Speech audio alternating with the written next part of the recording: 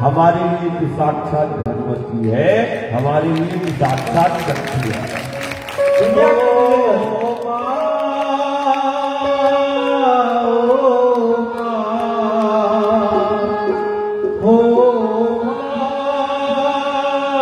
दुनिया तुम कितनी अच्छी है, तुम कितनी भोली है, प्यारी प्यारी है, ओ माँ, ओ माँ, ओ माँ, ओ माँ, ये करता होगा तो बुलवाई है, ये करता होगा तो बुलवाई है, तुम्हारी प्यारी है, ओ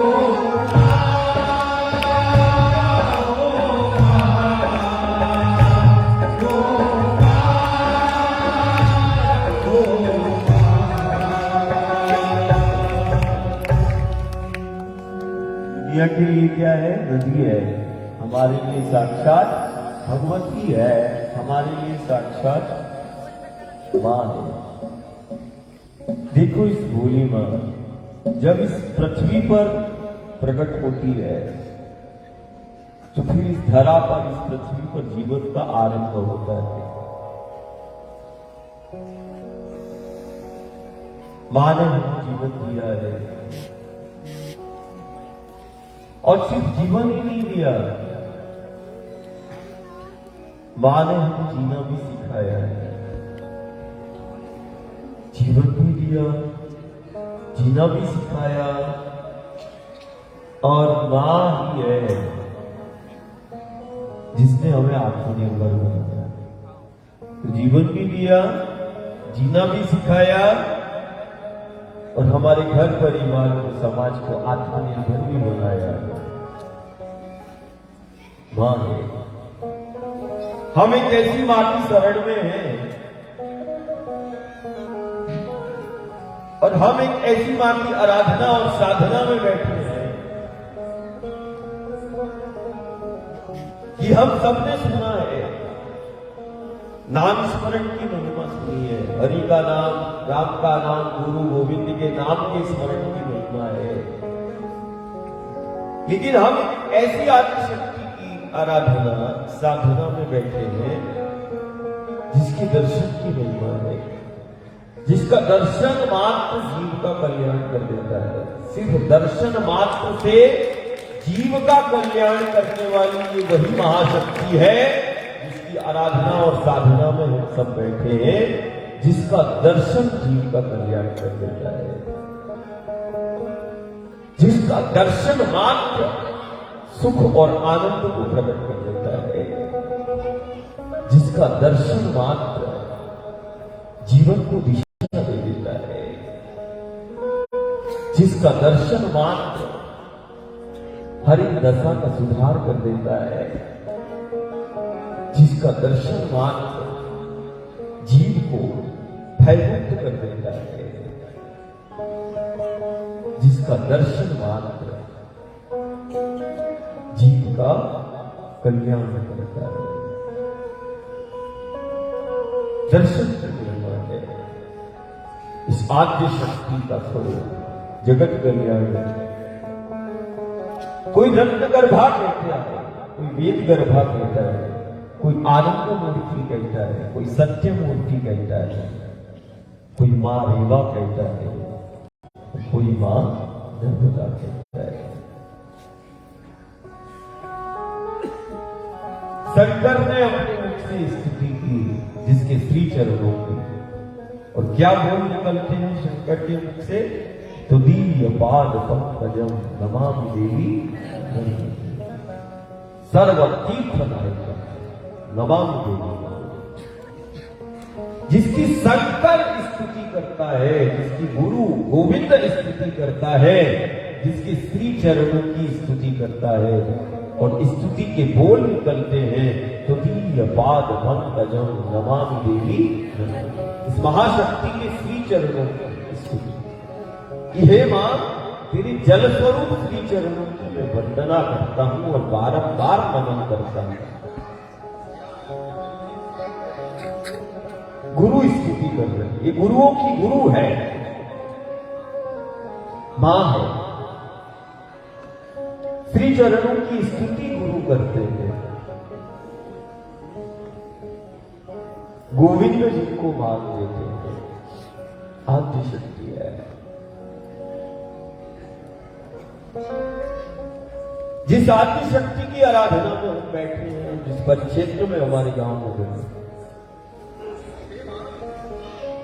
ये वही आद्य शक्ति है जो शिव के शूल को निर्मूल कर देती है, शिव के अशांत चित्त को शांत कर दे और शिव के शूल को जो निर्मूल कर दे, वो आद्य शक्ति का रूप है जिसे हम नर्मदा के रूप में शिव के शूल को निर्मूल करती है। तो त्रेता में प्रभु श्री राम को दोषों से मुक्त करती है। इसी मां के आद्य शक्ति के द्वार पर 24 वर्षों तक प्रभु श्री राम ने उपासना की है। जितना वो अयोध्या में नहीं रहे, उतना मां नर्मदा के पथ पर प्रभु श्री राम अपने भाई के साथ में रहे। 24 वर्ष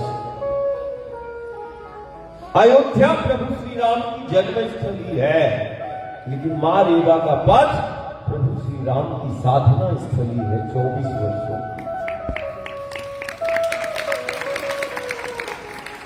त्रेता में प्रभु राम को दोष से मुक्त करती है, तो द्वापर में कृष्ण को अजय कर देती है। मथुरा कृष्ण की जन्मभूमि है, रेवा का पथ श्री कृष्ण की अजय स्थली है, नर्मदा का पथ, जहां जिस पथ पर द्वापर में नारायण अजय हो गए। और ये वर मिल गया कि जिस पक्ष में तुम खड़े हो जाओ और जो तुम्हारे पक्ष में खड़ा हो जाए, वो कभी पराजित नहीं हो सकता। ये आद्य शक्ति के द्वार पर द्वापर में नारायण को अजय करता है। ये पथ ऐसा ये पथ है। हम रोज बोलते हैं कि ये वो मां नर्मदा का पथ है जो एक साधारण से मानव को महामानव बना देता है। बैठ। एक मानव को महामानव बनाता है और एक नर को नारायण को बना देता है। वो नर्मदा मैया का पथ कहलाता है। दुनिया में कोई पथ नहीं है जो नर को नारायण बना दे और जो मानव को महामानव बनाता है। मां नर्मदा का वो पथ कहलाता है। जिस पथ पर पग पग पर तीर्थ है, वो ये मां रेवा का पथ है। करोड़ों तीर्थ है और ये वही महाशक्ति है जो तीर्थों को प्रकट करती है। तीर्थों की जननी मां नर्मदा को कहा गया। क्या कहा गया? तीर्थों की जननी मां नर्मदा को कहा। हम रोज बोलते हैं कि सिर्फ भूमंडल पर ही नहीं, समूचे ब्रह्मांड में जितने तीर्थ है, उन सब तीर्थों का मान हो जाता है यदि कोई एक बार नर्मदा का ध्यान कर ले। तो एक बार इस महाशक्ति के ध्यान मात्र से समस्त तीर्थों का मान हो जाता है। ये वो महाशक्ति है। एक बार यदि भक्त प्रेमी साधु हो, संत हो, ध्यानी हो, ज्ञानी हो, एक बार यदि मां का ध्यान कर लेता है, वो ब्रह्मांड के समस्त तीर्थों का मान हो जाता है। जो एक बार नर्मदा मैया का ध्यान कर ले, वो समस्त तीर्थों का मान हो जाता है। कारण ये तीर्थों की जननी है। शंकर ने मुख से बोला, सर्व तीर्थ नायकम, तीर्थों की नायक।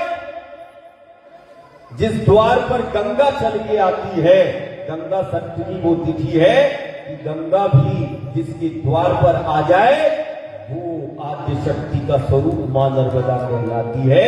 जो गंगा अपने दुख और निवारण के लिए जिस आद्य शक्ति के द्वार पर आती है वो मां नर्मदा कहलाती है। गंगा सप्तमी इसका प्रमाण है कि एक बार वर्ष में गंगा चलकर जिस आद्य शक्ति के द्वार पर आती है ये वही जगत कल्याणी है जिसकी आराधना में तुम बैठे हो।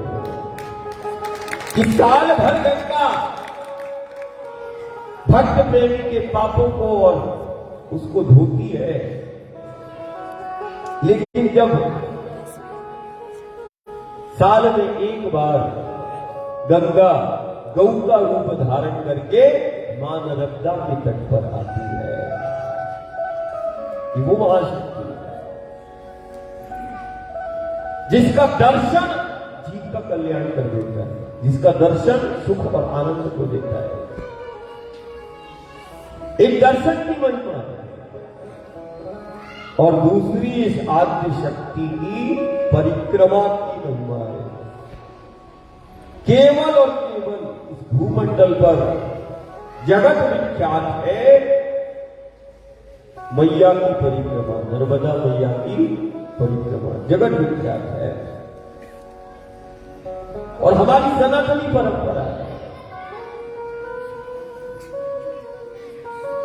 हम परिक्रमा करते हैं। नर्मदा की ही परिक्रमा क्यों? क्या है ये महाशक्ति का स्वरूप जिसकी परिक्रमा का विधान है? परिक्रमा क्यों करते हैं? इसी की परिक्रमा क्यों करते हैं? ये प्रश्न हर एक भक्त प्रेमी के मन में आता है कि नर्मदा की ही परिक्रमा क्यों? भाई गंगा है, यमुना है, गोदावरी, ये सभी जीवनदायिनी है, सभी पवित्र है और सभी शक्ति का स्वरूप है, लेकिन ये शक्ति का कौन सा स्वरूप है जिसकी परिक्रमा का विधान है? उसको समझने के लिए पहले हमें परिक्रमा पर ध्यान देना पड़ेगा। परिक्रमा तो जीव जगत ब्रह्मांड सब परिक्रमा में ही है। परिक्रमा मतलब एक स्थान से भक्त प्रेमी साधु संत ध्यान ज्ञानी प्रारंभ करता है चलना और पुनः एक चक्कर लगा के उसी स्थान पर जब आता है तो एक जब पूरा उसका चक्र होता है तो हम उसको बोलते हैं कि उसकी एक परिक्रमा हो। एक चक्र लगा लिया मतलब एक परिक्रमा पूर्ण मानी जाती है। चक्र। अब हम अपने जीवन को देख लें, थोड़ा अपने जीवन पर ध्यान दो या प्रत्येक जीव को देख लो, इस जगत को देख लो, थोड़ा सा ब्रह्मांड पर भी ध्यान दो। परिक्रमा को समझो। परिक्रमा एक चक्र, एक स्थान से प्रारंभ किया, पुनः उसी स्थान पर आया, एक चक्र पूर्ण हुआ मतलब एक परिक्रमा उसने लगा ली।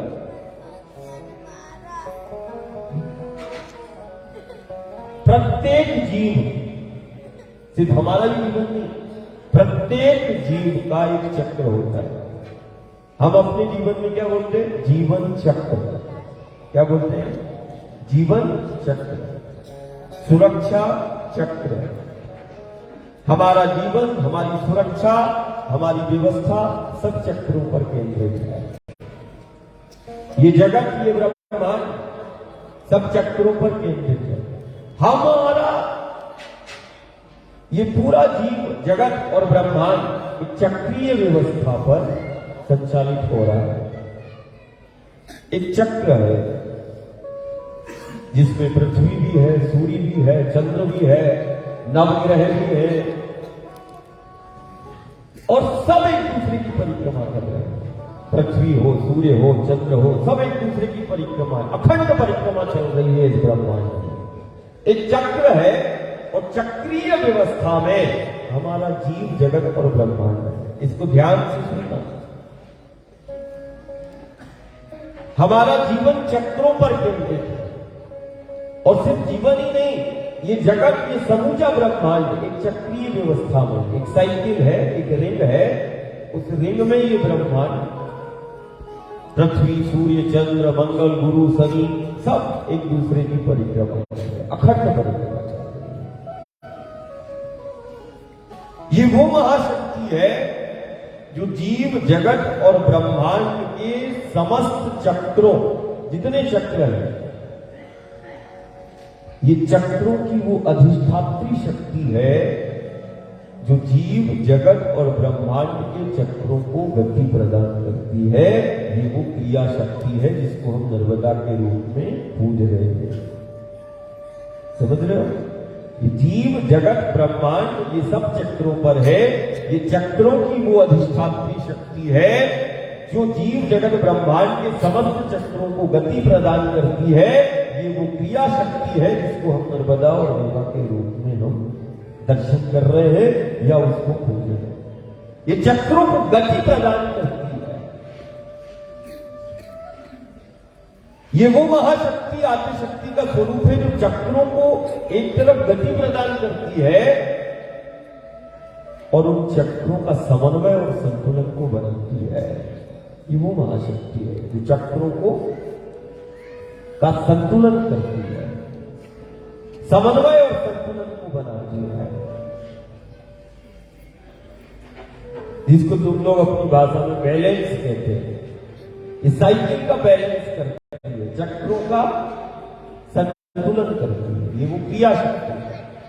आज सारी दुनिया, पूरा विश्व और विश्व के ज्ञानी और ध्यानी वैज्ञानिक सब किस खोज की कण की बात कर रहे हैं कि इस जगत या ब्रह्मांड की उत्पत्ति किस कण से हुई होगी। वो पहला कण किसने प्रकट किया होगा जिससे ब्रह्मांड की उत्पत्ति हुई। अभी खोज चल रही है, अभी दुनिया उस पर पहुंची नहीं है कि ब्रह्मांड की उत्पत्ति का वो पहला कण अभी दुनिया खोज रही है।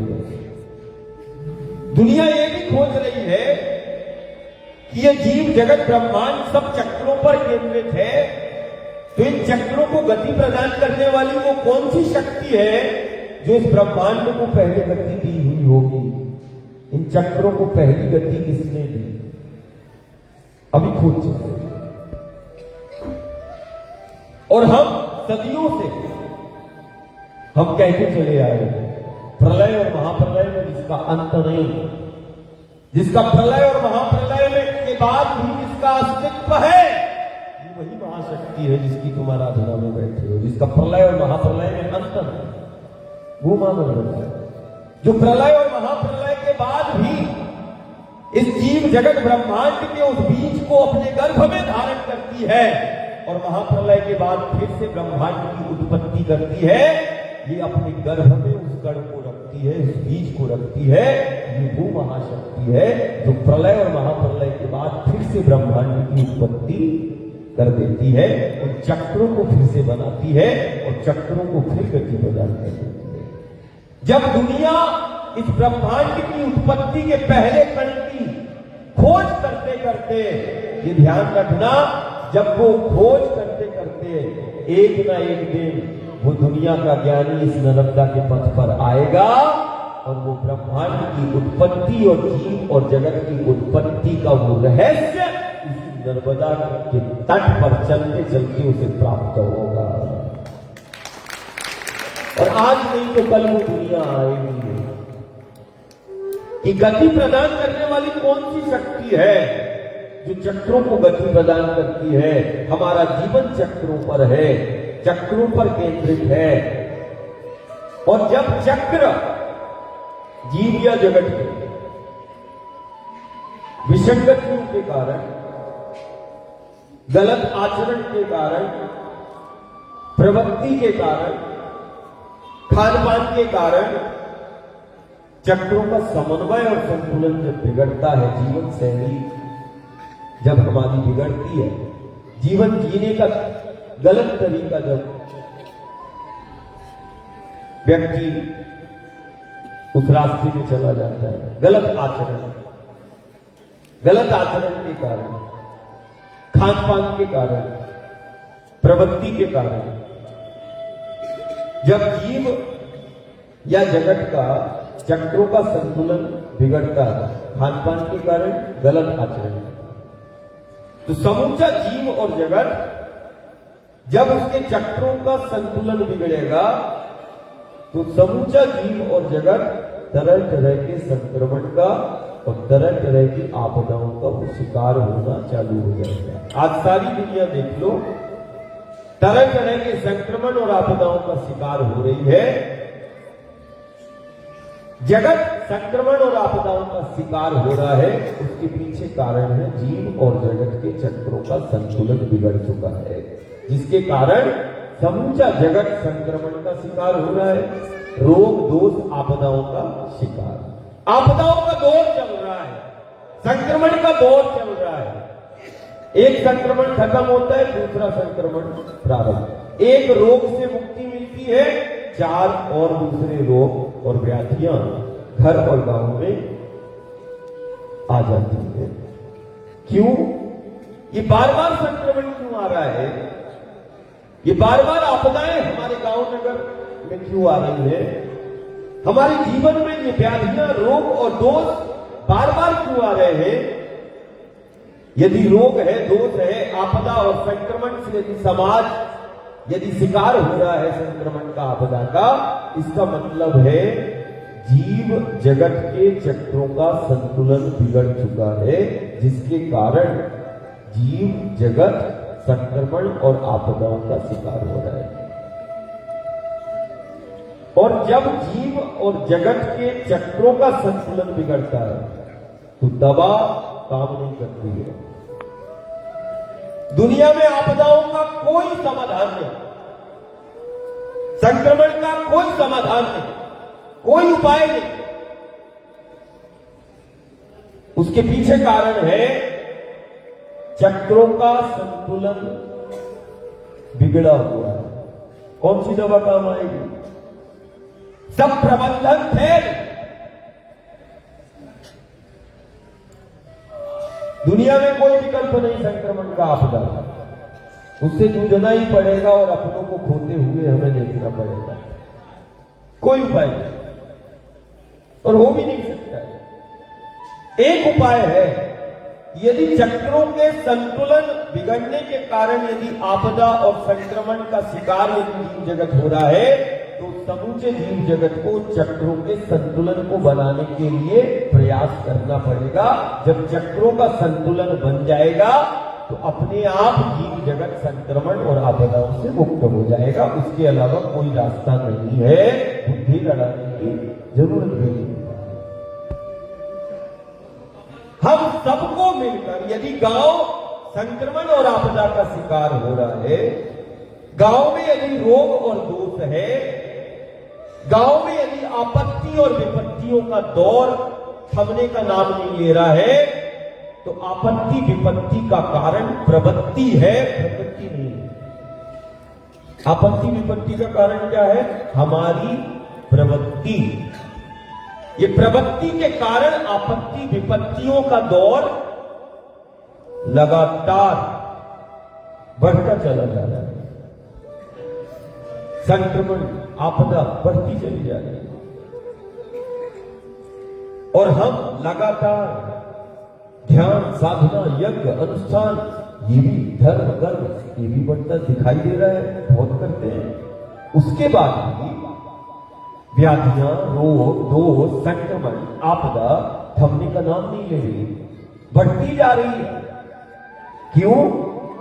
कारण हमारी जीवन शैली, वो गलत दिशा में चली गई। और जब जीवन गलत दिशा में चला जाए, दुनिया की संपत्ति भी उस आपत्ति और विपत्ति का समाधान नहीं कर सकती। यदि जीवन गलत दिशा में चला जाए, यदि गलत राह यदि गांव नगर में पकड़ ली है जीने की, तो दुनिया की सारी संपत्ति भी यदि नारायण और गुरु गोविंद तुम्हारे द्वार पे रख देगा, तब भी तुम जीवन को बचा नहीं सकते। आपत्ति और विपत्ति का समाधान दुनिया की सारी संपत्ति रखने के बाद भी उस आपत्ति और विपत्ति का समाधान नहीं हो सकता है। ये संभव नहीं है। परिक्रमा नर्मदा मैया की ही क्यों, तो मैंने बताया ये चक्रों की अधिष्ठात्री शक्ति है जो चक्रों को गति प्रदान करती है और चक्रों का समन्वय और संतुलन को बनाती है। नर्मदा मैया की परिक्रमा एक साधना है। मैया की परिक्रमा एक जागरण है जो चक्रों को जागृत करती है। ये वो साधना है जिसको हम नर्मदा परिक्रमा कह रहे हैं। परिक्रमा क्या है? एक साधना है। और ये साधना साधु संत ध्यानी ज्ञानी गृहस्थ भक्त प्रेमी सबका अधिकार है। ऐसा नहीं कि सिर्फ साधु का अधिकार है, संत का है, ध्यानी का है, साधक का है, नहीं, गृहस्थ का भी है, भक्त का भी है, प्रेमी का भी है। नर्मदा मैया की परिक्रमा एक साधना है, जीवंत साधना है। नर्मदा मैया की परिक्रमा एक जागरण है। नर्मदा मैया की परिक्रमा एक सहज योग है।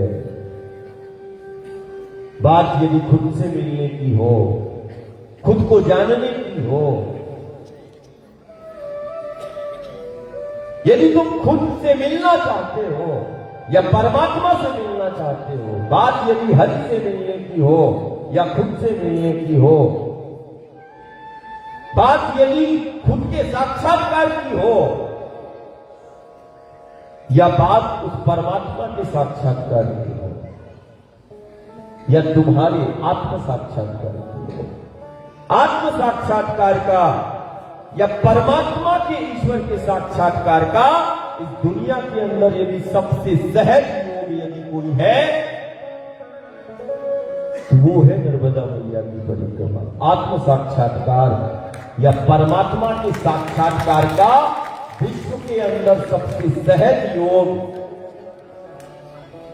खुद से मिलने का या परमात्मा से मिलने का सहज योग है नर्मदा मैया की परिक्रमा। कोई करके देगा, उसको खुद का भी बोध हो जाएगा और उसको उस परमात्मा और हरि के स्वरूप का भी बोध हो जाएगा।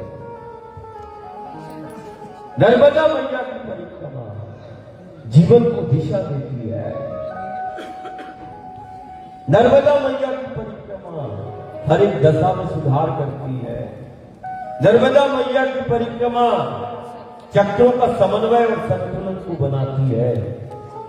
कारण यदि गलत आदतों के कारण, विसंगतियों के कारण, किसी प्रवृत्ति के कारण, गलत आचरण के कारण यदि हमारे चक्र यदि उनका समन्वय संतुलन बिगड़ गया तो नर्मदा मैया की परिक्रमा उन चक्रों को व्यवस्थित करती है, चक्रों को जागृत करती है और चक्रों का समन्वय और संतुलन को बनाती है। नर्मदा मैया की परिक्रमा चक्रों का संतुलन करती है।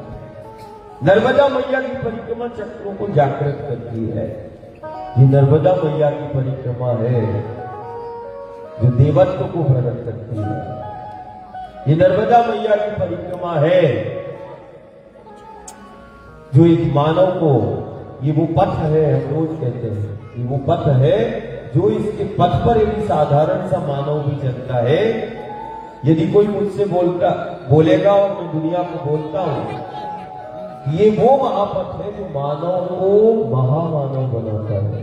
मानव से महामानव बनने का रास्ता है रेवा का पथ, जो मानव को महामानव बना देता है। ये वो असाधारण पथ है जो एक साधारण से नर को नारायण बना देता है। ये वो पथ असाधारण। ध्यानी और ज्ञानी, दुनिया का बड़े से बड़ा ध्यानी और ज्ञानी और बड़े से बड़ा योगी अपने जीवन में प्रार्थना करता है, कामना करता है, इच्छा करता है। वो बड़े से बड़ा ध्यानी और ज्ञानी भी इच्छा करता है और वो प्रार्थना करता है कि मेरे जीवन में एक अवसर आए। मेरे जीवन में कब अवसर आएगा? जब नर्मदा का पथ पर मेरा तप होगा, जब रेवा के तट पर मेरा ध्यान होगा। मेरे जीवन में ऐसा अवसर कब आएगा?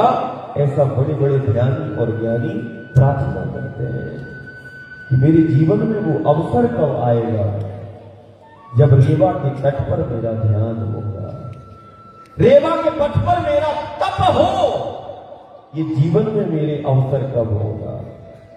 और जिसको रेवा के पथ पर ही जिसका जीना है वो कितना बड़भागी और कितना उसका जीवन धन्य होगा। वो कितना सौभाग्यशाली है कि बड़े बड़े ध्यानी साधु संत अपने जीवन में प्रार्थना करते हैं कि साधना तभी सार्थक होगी जब रेवा के तट और रेवा के पथ पर वो जीवन में एक बार आएगा, तब उस साधु संत ध्यानी ज्ञानी की वो जीवन सार्थक होगी, साधना सार्थक होगी। बिना रेवा के तट और पथ पर बिना आए आज तक कोई सदी और युग नहीं है।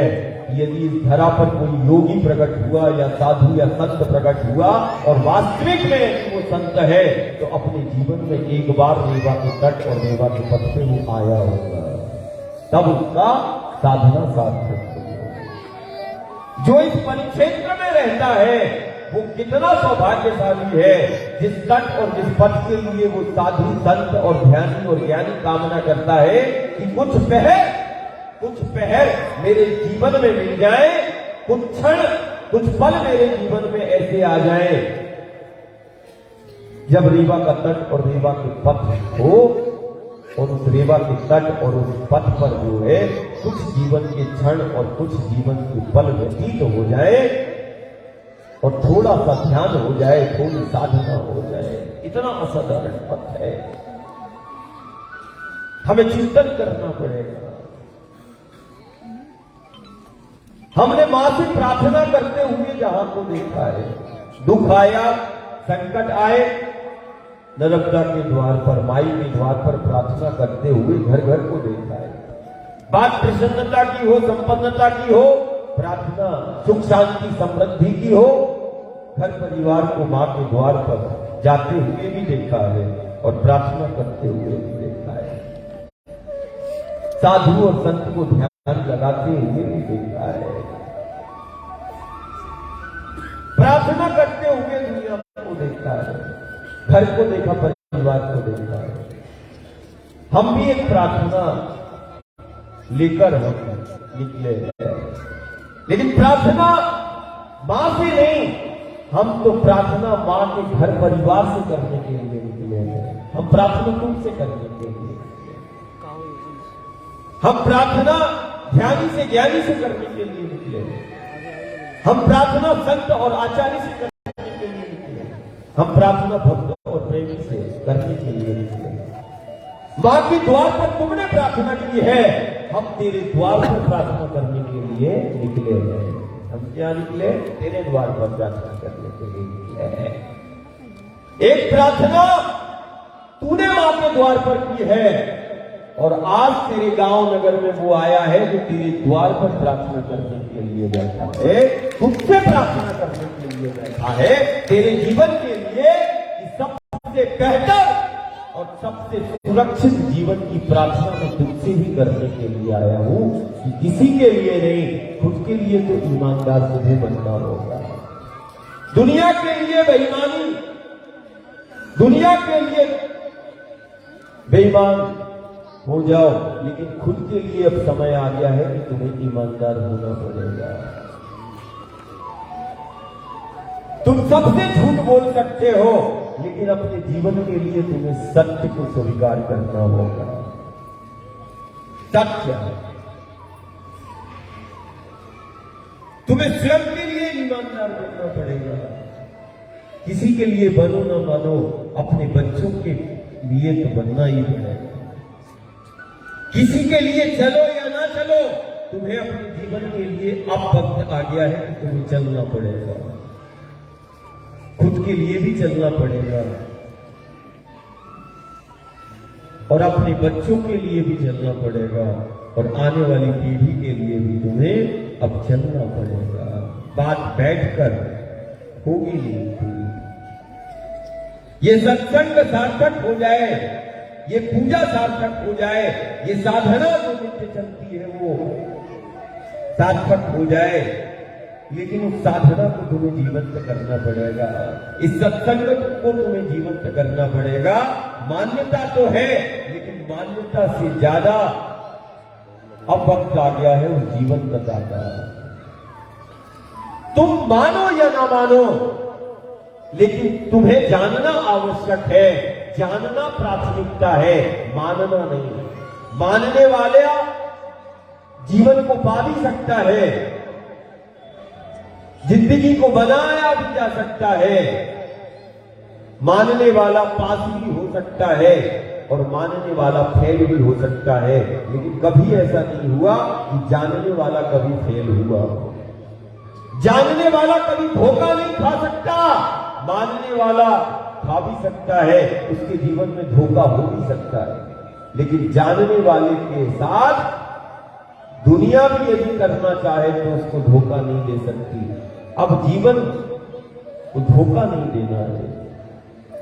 मान तो लिया है, लेकिन मानने से बात होगी नहीं, कारण जीवन में धोखा हो सकता है और होता चला आया है। लेकिन जानने वाला जो जान गया है, उसके जीवन में कभी धोखा नहीं हो सकता है और ना वो धोखा खा सकता है, कारण वो जान गया है। तो मानना प्राथमिकता नहीं, जानना प्राथमिकता है। कि हमें जानना होगा कि हमारा जीवन, हमारा अस्तित्व का आधार क्या है, हमें जानना होगा और जानकर हमें फिर चलना होगा। हम रोज बोलते हैं हम ही दुनिया में हैं, हम ही दुनिया में हैं। हमने शक्ति को मां कहा है, हम शक्ति आराधना करते हैं, हम शक्ति उपासना करते हैं और शक्ति को हम मां के रूप में पूजते हैं। हमने दुर्गा का स्वरूप भी देखा है, हमने काली के स्वरूप को भी हमने पूजा है। मां देखो कितना, वो शक्ति ने कितने रूप धारण कर लिए। वो बच्चों के लिए दुर्गा का रूप धारण करती है, कभी काली का रूप धारण करती है और आसुरीय और तामसी प्रवृत्तियों से बच्चों को बचाने के लिए वो काली का रूप धारण कर लेती, दुर्गा का रूप धारण कर लेती है। और जब बच्चों के ज्ञान की बात आए तो वो गायत्री का रूप धारण कर लेती है। और जब बात यदि पालन पोषण की आए तो वो धरती का रूप धारण कर लेती है। कभी बात प्रसन्नता और संपन्नता की आए तो वो गौ का रूप धारण कर लेती है। बात यदि जीवन देने की आए तो वो गंगा और नर्मदा का रूप धारण कर लेती है। वो शक्ति है, देखो कितना रूप है। बात यदि बचाव की है, यदि आसुरी प्रवृत्तियों से बचाने की है, तो उस बच्चे के लिए गौरी ने काली का रूप धारण कर लिया। और बात यदि जीवन शक्ति की है तो उस शक्ति ने गंगा का रूप धारण कर लिया, नर्मदा का रूप धारण कर लिया, गोदावरी कावेरी का रूप, नदी का रूप धारण कर लिया, कभी धरती का रूप धारण कर लिया। बच्चों के लिए धरती का रूप धारण करती है मां, गौ का रूप धारण करती है मां, नदी का रूप धारण करती है मां। वो शक्ति ने देखो कितने रूप है। और हम ही है, हम धरती को मां कहते हैं, माटी को पूजते हैं, हम ही है। और हम ही है जो देवता और ईश्वर के रूप में, परमात्मा के रूप में पेड़ पौधों को, हमने मां को देखा, हमने मां को देखा है तुलसी के पौधे में वो जल चढ़ाती है। सुबह सुबह मैंने मां को देखा, मैंने सुबह सुबह मां को देखा है। वो स्नान करने के बाद तुलसी के पौधे को जल अर्पित करती है और उस तुलसी के पौधे से प्रार्थना करते हुए मैंने मां को देखा है। वो तुलसी के पौधे के रूप में शक्ति को पूज रही है और तुलसी के पौधे से प्रार्थना करते हुए कभी मां को देखा, कभी बड़ पीपल और कभी आंवला और कभी नीम को पूजते हुए मैंने घर परिवार को देखा है। पेड़ पौधों से प्रार्थना करते हुए मैंने अपने कुटुंब कबीले को देखा है। पेड़ पहाड़ों को पूजते हुए मैंने अपनों को देखा है और पेड़ पहाड़ों से प्रार्थना करते हुए अपनों को देखा है। ये वही निमाड़ है जिसकी पहचान एक वृक्ष से है, वो नीम। जिसकी पहचान ही एक वृक्ष है वो ये निमाड़ है। जिस निमाड़ की पहचान ही माटी है वो निमाड़ है। तेरी कोई धन से पहचान नहीं है, तेरी पहचान इन पेड़ पौधों से है, तेरी पहचान माटी से है। निमाड़ की माटी बोलती है और निमाड़ की वो पेड़ और पौधे बोलते हैं। मैंने मां को देखा, परिवार को देखा, पेड़ पौधों से प्रार्थना करते हुए देखा।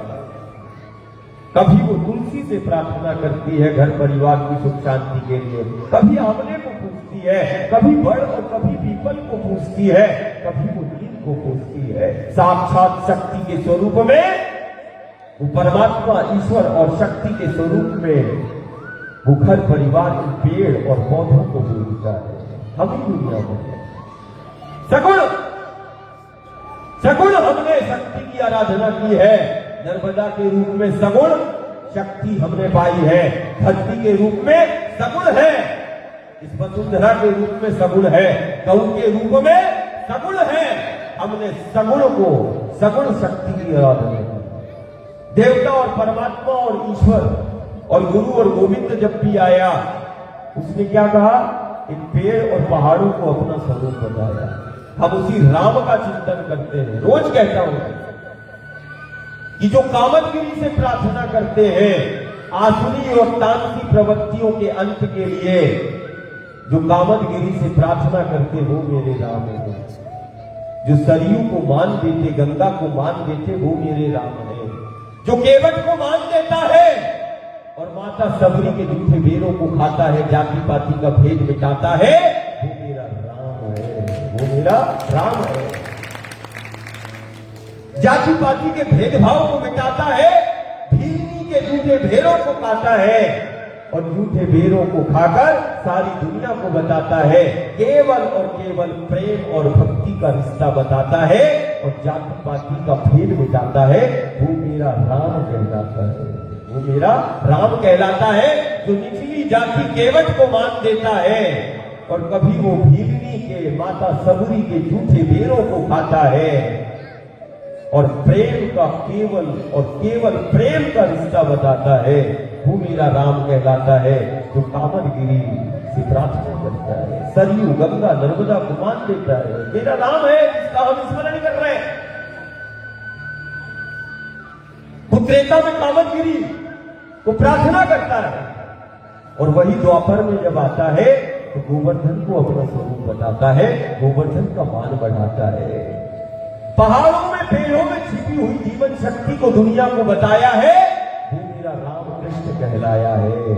जिसने पेड़ पहाड़ों को मान दिया, पेड़ पहाड़ों को अपना स्वरूप बताता है, इन पेड़ और पहाड़ों में छिपी हुई जीवन शक्ति को दुनिया को बताता है, वो मेरा राम कृष्ण कहलाता है।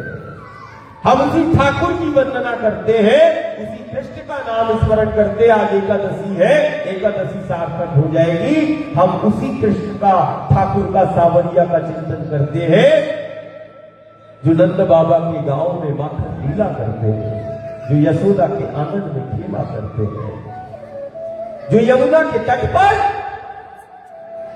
बांसुरी की धुन में वो गांव और नगर को भक्ति में लीन करते हैं, यमुना के तट पर महारास करते हैं, आदर्श जीवन के वो सूत्र देते हैं। वो नंद बाबा के गांव में माखन मिश्री खाने वाला, माखन चोरी करने वाला, वो धीरे धीरे धीरे माखन लीला करते हुए, माखन खाते खाते वो यमुना के तट की मिट्टी को भी एक दिन खा लेता है। खेलते खेलते यमुना के तट की मिट्टी को खाया। आज भी कोई ब्रजमंडल जाएगा और ब्रजभूमि जाएगा, यमुना के तट जाएगा, जिस तट पर, जिस पथ पर ठाकुर ने मिट्टी को खाया और यशोदा को ब्रह्मांड दिखाया है, आज भी दुनिया उस घाट को ब्रह्मांड घाट के नाम से जानती है। लेकिन दुनिया को क्या बताना चाहता है सावरिया मेरा, मेरा गोविंद, मेरा कृष्ण यमुना के तट की मिट्टी को मुख में रखता है और यशोदा मैया के कहने पर कि लल्ला मुख को खोल, तो मुख खोलता है तो ब्रह्मांड दिखाता है। दुनिया को क्या बताना चाहता है? दुनिया को बताया है गोविंद ने, कृष्ण ने, मुख में मिट्टी को रखकर मिट्टी के एक एक कण में छिपी जीवन शक्ति को बताता है। मिट्टी के एक एक कण में छिपी ब्रह्मांड की शक्ति को बताता है, समर्थता को बताता है। मिट्टी के एक एक कण की चैतन्यता और मिट्टी के एक एक कण में छिपी शक्ति को दुनिया को बताया है। यशोदा को निमित्त बना के सारी दुनिया को ब्रह्मांड में दिखाया है। माटी की महिमा और माटी के महत्व को बताया है, माटी का मान बढ़ाया है। माटी से जिसने प्रेम करना सिखाया है वो मेरा कृष्ण कहलाया है। वो मेरा क्या कहलाया? कृष्ण कहलाया है। ठाकुर की भक्ति, सावरिया की भक्ति, गोविंद की, कृष्ण की भक्ति जो माटी का मान बढ़ाए और जो माटी से प्रेम करता है वही सच्चा हरि का भक्त कहलाता है। ये हरि की धरा है, इसीलिए हम रोज कहते हैं हरि से मिलना हो या हरि की कृपा चाहते हो, इस हरि की धरा को हरि कर लो, हरि से मिल लो। हरि की धरा को हरि करना है और हरि से मिलना है। अब विधि विधान से नहीं मिलना होगा। अब तो जिस हरि ने जिसके लिए अवतार लिया है ये वही धरा है जिस धरा के लिए हरि आया। हरि की धरा को हरि कर लो, हरि से तुम मिल लो, हरि की कृपा तुम हो जाएगी। ये असाधारण, ये हमारी संस्कृति है, ये हमारी परंपरा है कि हमने धरती को मां कहा है। आज नर्मदा मैया को हम मां के रूप में पूज रहे हैं। नर्मदा की सबसे बड़ी सेवा हो जाएगी, इस धरती की सबसे बड़ी सेवा हो जाएगी। गांव अपना योगदान देगा। कैसे? जिसके लिए हरि ने अवतार लिया वो धरा और धेनु है, जिसके लिए हर सदी और हर युग में गुरु और गोविंद मान देता है, वही मां नर्मदा है, वो धरती है। पेड़ पहाड़ों को अपना स्वरूप बताता है। हम रोज परिक्रमावासी और तटवासी दोनों से हम प्रार्थना करते हैं कि वर्ष में 2 से 2.5 लाख परिक्रमा करते हैं भक्त प्रेमी। नर्मदा की सबसे बड़ी सेवा हो जाएगी यदि परिक्रमावासी अपनी संपूर्ण परिक्रमा में यदि एक वृक्ष को यदि लगाता है और तट और अन्य क्षेत्र से जुड़ा रहता है और उसको बड़ा करता है, तो हर साल 2.5 से 3 लाख सिर्फ परिक्रमावासी वृक्ष को लगा सकते हैं नर्मदा में। 2.5 से 3 परिक्रमावासी और तटवासी यदि मिल जाए तो नर्मदा का वो मैया का आंचल जो सूना हो रहा है वो 3 से 5 वर्ष में हरा भरा हो जाएगा। सिर्फ तटवासी और परिक्रमावासी एक हो जाएगा। पहला प्रार्थना मैं करता हूं कि जिस जल से हमारा जीवन है, जिससे हमारा अस्तित्व है, उस जल की पवित्रता और स्वच्छता को बनाए रखना ये आज का सबसे बड़ा धर्म है कि नर्मदा के जल की स्वच्छता और पवित्रता को बनाए रखना, जिससे हमारा अस्तित्व है, जीवन है। हम कोई भी ऐसा द्रव्य पदार्थ, साधन, संसाधन या जीवन शैली में जो भी हम प्रयोग साधन संसाधनों का कर रहे हैं जिसके कारण नर्मदा का जल दूषित हो रहा है या ये धरती का आंचल बंजर हो रहा है, हमें उन साधन संसाधन द्रव्य पदार्थों का बहिष्कार करना पड़ेगा, जिसके कारण माँ का आंचल मेला होता है या जिसके कारण माँ का आंचल बंजर होता है। अपने जीवन से उन साधनों का प्रयोग हमें बंद करना पड़ेगा। हम किसान से बोलते हैं, एक घर में हम किसान के बैठे बोले हम क्या कर सकते हैं नर्मदा मैया की सेवा के लिए। मैंने सबसे बड़ा योगदान किसान का है। मैंने कहा नर्मदांचल में जिस दिन धरती की सबसे बड़ी सेवा हो जाएगी, जिस दिन भारत का किसान जाग जाएगा और भारत का वो अन्नदाता जाग जाएगा। किसान को अन्नदाता कहते हैं।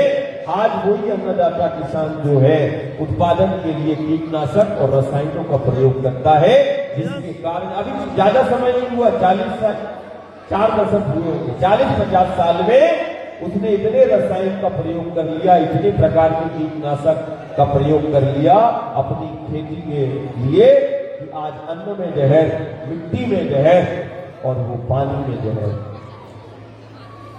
मात्र खेती, यदि किसान बिना रसायन के खेती करना चालू कर दे और गौ आधारित खेती करना चालू कर दे तो वो 3 माताओं की एक साथ।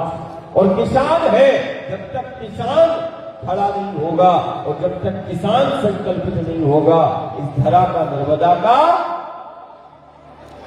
और चाहे वो गौ का संरक्षण संवर्धन नहीं हो सकता। दुनिया की हम सारी संपत्ति भी कर दे, और किसान का मन यदि नहीं बना तो ये धरती का आंचल बंजर होने से नहीं बच सकता, धरा धेनु का संरक्षण नहीं हो सकता बिना किसान के। माटी को यदि बचाना है, जिस माटी से प्रेम करना कृष्ण ने सिखाया, जिस मिट्टी के एक एक कण में छिपी शक्ति को गोविंद ने बताया है, इस हरि की धरा को, इस माटी को यदि कोई बचा सकता है तो वो किसान बचा सकता है। माटी पत्थर होने से और माँ के आंचल को बंजर होने से यदि कोई बचा सकता है तो वो किसान बचा सकता है, वो अन्नदाता बचा सकता है, वो जीवन, वो अन्नदाता नहीं, जीवन दाता है। बिना रसायन के, बिना कीटनाशक के जिस दिन किसान ने खेती करना चालू कर दी गौ आधारित, उस दिन समझना कि धरती का आंचल बंजर होने से बच जाएगा। अन्न में जो जहर है वो अन्न जहर से मुक्त हो जाएगा। नर्मदा के जल में 70% घातक रसायन खेती के कारण हो रहा है, जो नर्मदा के किनारे खेती है। बिना रसायन, बिना कीटनाशक। अब इसमें सरकारें क्या करेंगी, इसमें शासन प्रशासन क्या करेगा, हमें फैसला हमें लेना पड़ेगा। वो अपनी जगह ठीक है, लेकिन आज जीवन हमारा है, अस्तित्व हमारा है माटी से, पानी से। आज माटी और पानी को जो हम पूज रहे हैं, आज उसकी सुरक्षा के लिए समाज को सामूहिक रूप से फैसले लेने की आवश्यकता है, जिसको हम मां कहते हैं।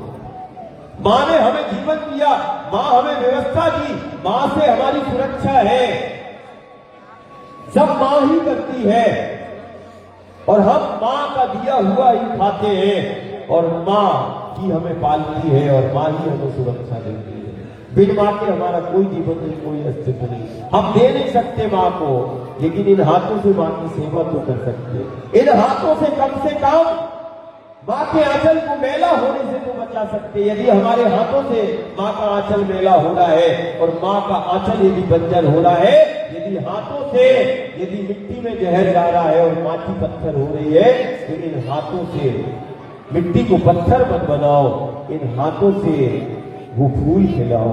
पत्थर भी फूल, पत्थर में फूल खिला सकते हैं जब वो हमारा मन करेगा। हमारा मन लग जाएगा तो हम पत्थर उसे खिला सकते हैं और पत्थर में हम फूल खिला सकते हैं। चित्त लग जाएगा, बात की। तो हमारी यही प्रार्थना है और यही प्रार्थना घर परिवार से करने के लिए निकले हैं कि अब वो वक्त आ गया है कि हमें सिर्फ मानना नहीं है जीवंतता है। अपने गांव, एक नर्मदा के परिक्षेत्र के गांव है, वो दुनिया के इतने असाधारण गांव है कि शहर और दूसरे गांव नगर दुनिया के, देखो ये वो गांव नगर है जहां गुरु और गोविंद बिना बुलाए आ जाते हैं, साधु और संत जहां आश्रय लेते हैं। अब नहीं भी इच्छा है फिर भी आ गए, क्यों? अब उस पथ पर हो तो अब उस पथ से निकलना होता है, गुरु का, गोविंद का, साधु का, ध्यानी का, ज्ञानी का।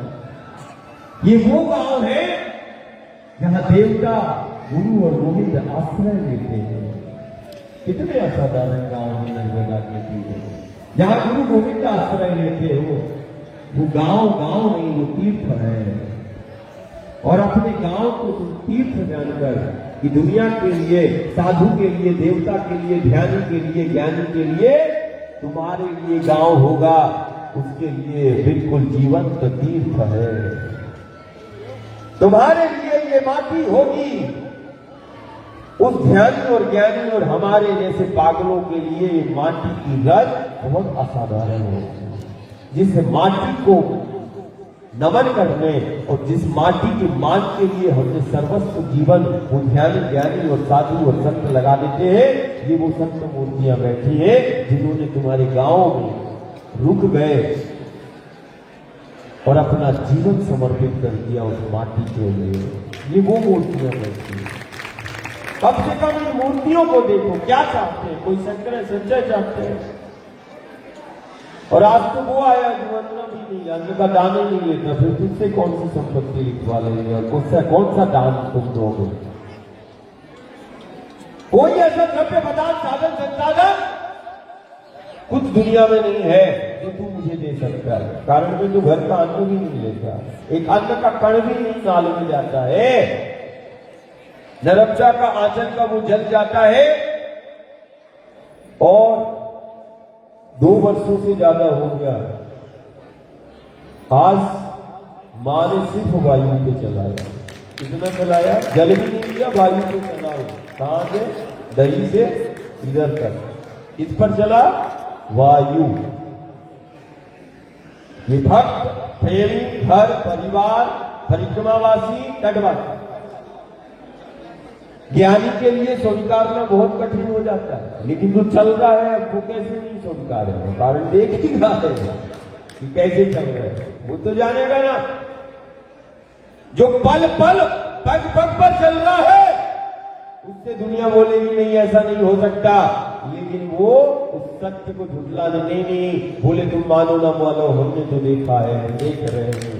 देखने वाला मुंह नहीं मोड़ सकता। ज्ञानी और विज्ञानी जरूर मोड़ सकता है, अस्वीकार कर सकता है, लेकिन जो भक्त प्रेमी रोज देखता है उसको सारी दुनिया भी बोलेगी तो वो नहीं मानेगा, कारण रोज देख रहा है, रोज देख रहा है, दिन रात देख रहा है। और मैं अपने घर पे नहीं, मैं तेरे घर पे हूं, तेरे गांव में, तुझसे क्या छिप सकता है? घर में छिपा जा सकता है, लेकिन तुम्हारे गांव और नगर में वो है जिसका कोई घर नहीं, जिसका कोई धाम नहीं, जिसका कोई मठ नहीं। एक ऐसा पागल आया है जिसका कोई मठ नहीं, जिसका कोई आश्रम नहीं, जिसका कुछ भी नहीं है। वो क्या बोलते हैं? यदि कोई, मैं भक्त प्रेमियों से बोलता हूं, यदि कोई बोले कि नहीं नहीं कौन आया है, सबसे पहले प्रश्न आ जाए कहां रहते हैं, कौन सा मठ है, किस मठ में आए हैं और किस मठ के हैं। तो मैं उस भक्त प्रेमी से बोलता हूं, उसको सीधा एक लाइन में बोल दिया करो कि ये प्रश्न आए कि महाराज जी का मठ कहां है, तो उसको बोल दिया करो रेवा का तट ही उनका मठ है। इसी तट और इसी पथ पर कल भी आया और इसी तट और इसी पथ पर फिर चला और फिर मिला, लेकिन मिलने का और चलने का हमारा सिर्फ एक स्थान है, वो है रेवा का तट, वो है रेवा का पथ। तो रेवा के तट को ही तुम मठ जानो, रेवा के पथ को ही तुम मठ जानो। ये रेवा के तट रूपी मठ का कोई तुम्हारे गांव में आज प्रवेश किया है। रेवा का तट मेरा मठ है, और किसी न किसी तट पर मुझे देखा है, किसी न किसी तट के गांव में मैं प्रकट होता हूं, मेरा जन्म भी होता है, लेकिन रेवा के तट और पथ पर ही मेरा मिलना और मेरा आना होता है, और कोई दूसरा स्थान नहीं है। एकादशी का सत्य है। सत्य को सुनने मात्र से और सत्य के स्मरण मात्र से और सत्य के सुमिरन मात्र से समस्त मनोकामनाओं की पूर्ति हो जाती है। कहते ना, सुन सिय सत्य आशीष हमारी और पूजे ही मन कामना तुम्हारी। समस्त कामनाओं की पूर्ति मात्र सत्य के स्मरण और सत्य के सुमिरन मात्र से हो जाती है।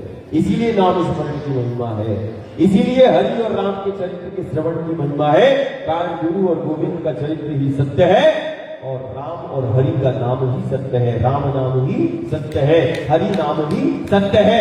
वो सत्य का स्मरण है, सत्य का सुमिरन है, जो जीव को भयमुक्त करता है और उसकी मनवांछित जो कामना और इच्छा है उसकी पूर्ति करता है, वो राम नाम है। जीते जी सत्य को बोलो, सत्य को सुनना, सत्य का ध्यान करना और सत्य का श्रवण करना और सत्य का सुमिरन करना, ये साधना है इस युग की सबसे बड़ी। नहीं तो फिर 4 कंधे में घर, कुटुंब और गांव बोले गए, राम नाम सत्य है, सत्य बोलो मुक्ति। 4 कंधे पे ले जाएगा, शमशान की यात्रा कराएगा। यात्रा तो जाने के बाद भी होती है, घर परिवार जो है यात्रा कराता है, और उस यात्रा के दौरान वो घर और अपना बोलता है राम नाम सत्य है, सत्य बोलो मुक्ति है। और एक जीवन में यदि जिसने सत्य को बोला है, जिसने जीवन में सत्य का श्रवण किया है और जिसने जीवन में सत्य का जो सुमिरन करता है और सत्य का जो ध्यान करता है, स्मरण करता है, वो सबसे बड़ी साधना है। सत्य बोलो जीवन है, सत्य बोलना और सत्य का श्रवण करना, तो तेरा अस्तित्व है, तेरा जीवन है। सत्य बोल शक्ति है। सत्य बोलने और श्रवण करने से रिद्धियां और सिद्धियां आ जाती हैं। सत्य के श्रवण और स्मरण करने मात्र से लक्ष्य और लक्ष्मी की प्राप्ति हो सकती है और होती है। लक्ष्मी कई प्रकार की है। यश लक्ष्मी, कीर्ति के रूप में, यश के रूप में वो लक्ष्मी का ही है, लेकिन वो सत्य के स्मरण और सत्य के सुमिरन और सत्य के ध्यान से और सत्य के बोलने से वो लक्ष्य और लक्ष्मी की प्राप्ति होती है। सत्य बोलो, वो राम नाम है, हरि नाम है। जो सत्य का स्मरण और सत्य का सुमिरन करता है, जो सदा सत्य का ध्यान करता है, जो सदा सत्य का श्रवण करता है, चाहे वो गुरु और गोविंद के चरित्र के रूप में हो, चाहे राम और हरि के चरित्र के रूप में हो, जब जब तुमने चरित्र का राम के हरि के रूप में वो सत्य का श्रवण कर रहे हो, चाहे नाम लो और चाहे उस राम के चरित्र का श्रवण करो, सत्य का श्रवण हो रहा है, सत्य का स्मरण हो रहा है, सत्य का सुमिरन हो रहा है। सत्य पर तुमने कुछ क्षण कुछ पल ध्यान दे दिया, तुम भयमुक्त हो जाओगे। ये सत्संग का प्रभाव है। सत्संग में क्या होता है? सत्य पर थोड़ी देर के लिए वो कुछ क्षण कुछ पल भक्त प्रेमी का ध्यान हो जाता है और सत्संग का उसको लाभ मिल जाता है। सत्संग से वो जीव भयमुक्त हो जाता है। ये सत्संग है। सत्य का संग यदि कुछ क्षण कुछ पल, यदि भक्त प्रेमी सत्य के संग में कुछ क्षण कुछ पल यदि व्यतीत कर लेता है, तो उसका जीवन सुरक्षित हो जाता है, जीव भयमुक्त हो जाता है।